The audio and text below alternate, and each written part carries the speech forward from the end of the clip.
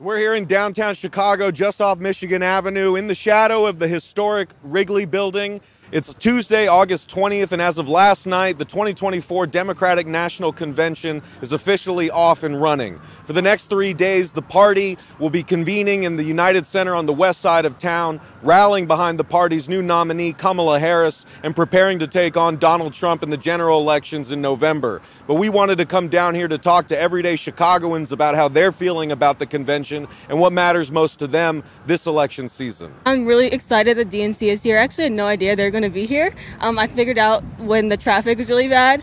But I also just saw Malia Obama, I think. So as someone who considers myself very progressive and liberal, I'm just very happy to be able to live in a town in the future that holds the same ideals as me. And the fact that we can hold a convention like this is just really important to me. So yeah, awesome. And as a young person headed off to Chicago for college, congratulations, by the way.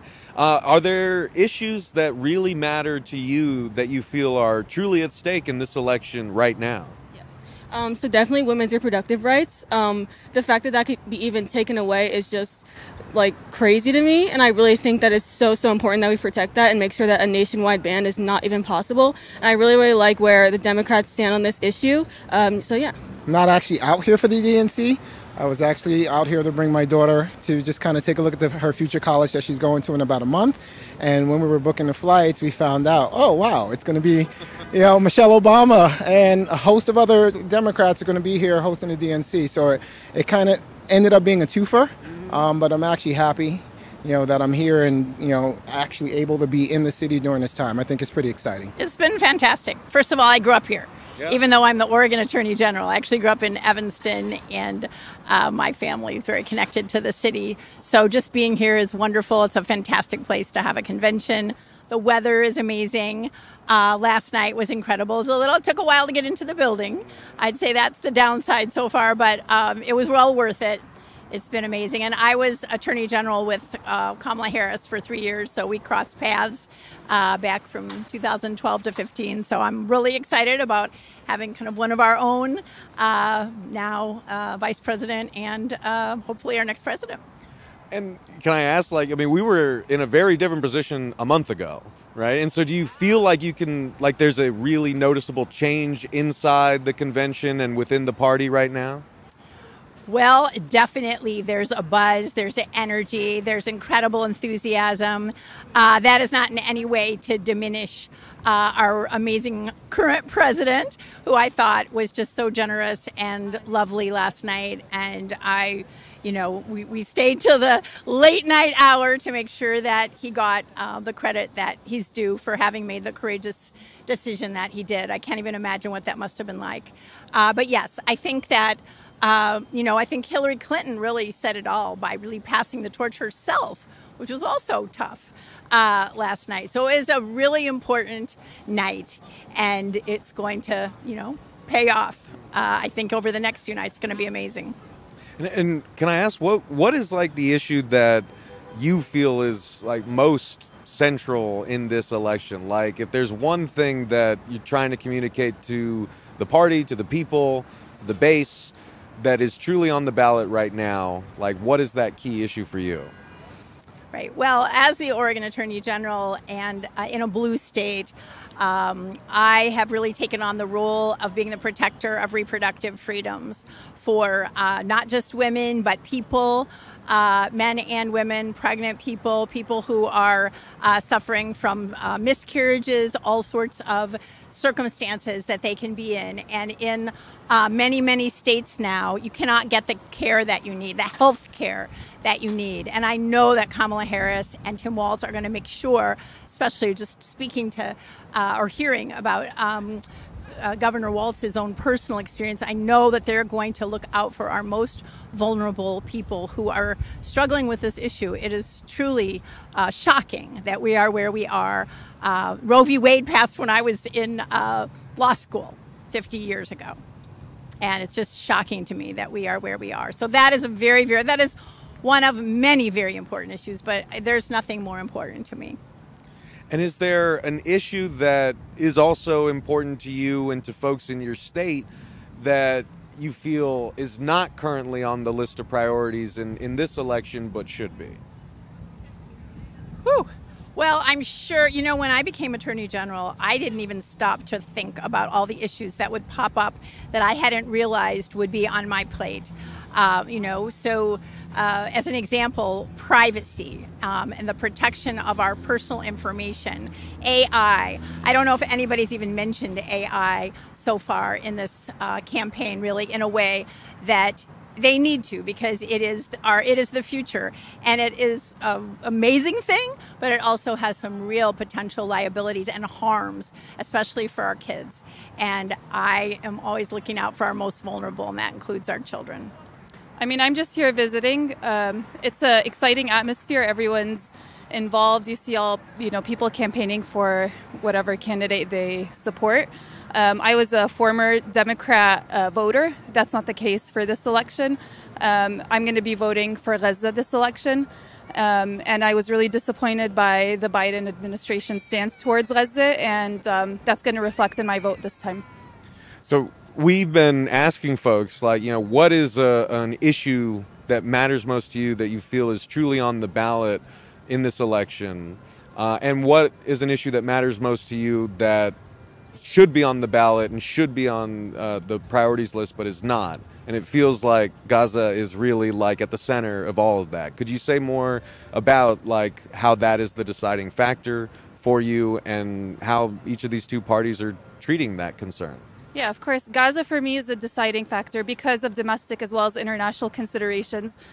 Kamala Harris is part of an administration that sent billions of dollars to the Israeli government. Those billions of dollars could have been used here, could have been used for healthcare, could have been used for education, could have been used for our roads.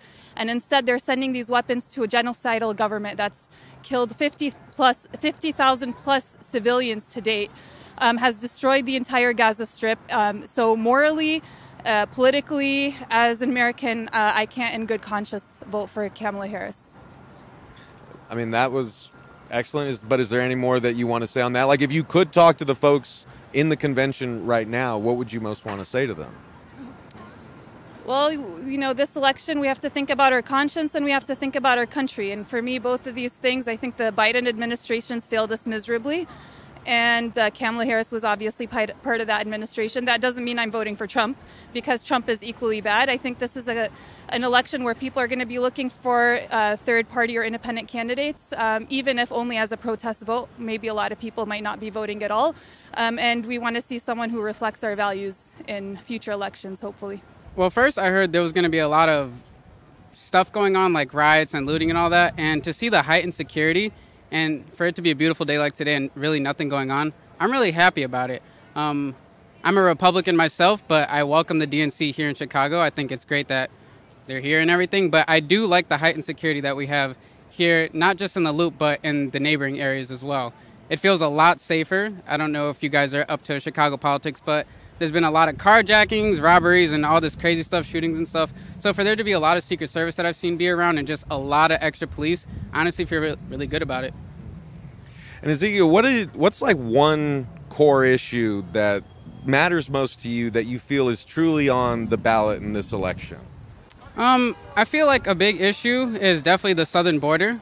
A lot of people don't care enough about it or don't talk about it enough, but I grew up in Chicago, and every day, it's definitely different seeing all the migrants being here. And I think it's great that we need to help people and all that, but we're not even helping our own people that have been here their entire lives and born and raised here. So I think the immigration issue is probably the biggest issue that I would have with it, and I would hope other people care to think about as well. And is there an issue that you feel really strongly about that you think is not being addressed by either of the two parties right now, but should? That's a good question. Honestly, they keep going back and forth about inflation this, inflation that, and honestly, I think any everyday person that's living and breathing out in the world and is not an elite politician can see everything does cost a lot more, and the wages and is just not keeping up with that. So I do think there's an incredible inflation done by the past administration, but I don't know. I'm not too into numbers, so I can't go into specifics of it, but just being a person, stuff, it does cost a lot more, and it's getting ridiculous. Yeah, what I do know is shit is expensive. Absolutely. A lot of my core issues are being addressed. I mean, we're from the Finger Lakes, so water is paramount to us. You know, our whole livelihood is based on water. Our agriculture, our climate, our, you know, the Finger Lakes. It's beautiful. It's beautiful as Chicago. Could you say a little more about that? There are 7 major Finger Lakes, and they're all being threatened by climate change. We have invasive species that we never had before because the environment is heating up more and more each year, and it needs to be addressed. It's fresh water for all of central New York and parts of downstate. As I was telling you, we're going around just kind of talking to folks here in downtown Chicago about how the DNC being in Chicago has affected them, your impressions of the DNC so far, or how it's changed the city. Any thoughts you got to share on that? So I actually went last time I was here in '96. Oh, yeah? So I went with my dad. I was a kid. Did the whole convention. So I think it's cool that it's back. I mean, I think Chicago's such a democratic city. Illinois is such a democratic state that in a way is kind of anticlimactic because it's kind of like there's nobody to win over here in a lot of ways. But I think that it's also important for the Democrats as a party to like touch base with the people who support consistently. So I haven't tried to go this time. I just have other stuff to do. I don't live out west, so it hasn't really affected me in a day-to-day way. I lived in D.C. for a decade, so it's cool that all my D.C. friends are here. And the D.C. social life has come here, which I think Chicago could use broadly. I feel like it is one thing where I feel like I don't see kind of like people who connect about issues in the same way in Chicago. Like I feel like in DC you get every class president in the country comes to DC to change the world, and some people are like super motivated and they really care about something. In Chicago, people are kind of like, you know, I have a job, I get paid, I go home, like you know. So I think it's good. If the folks inside the DNC could hear you right now, is there an issue that you'd really want them to consider more than they are currently?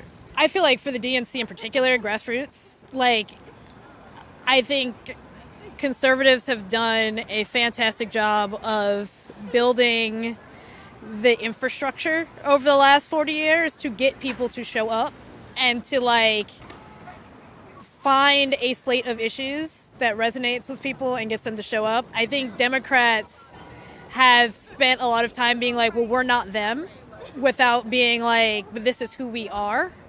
And like really getting people involved in local politics, because I think if people show up to vote for their alderman, they'll vote for president, right? But like you will see your alderman, you will see your city council member, you will see, you know, go to the zoning board meeting, all that stuff, because that will affect your actual life. I think a lot of people disengage from presidential politics. And I think the DNC could do a lot better job of building the bench at the local level. And I think it's not one issue for me. I think it's just making sure that infrastructure is working. And I think things like ranked choice voting and all that stuff. So I think it's not as much party focused, but like getting people excited about issues and realizing how they can participate and that their participation is essential.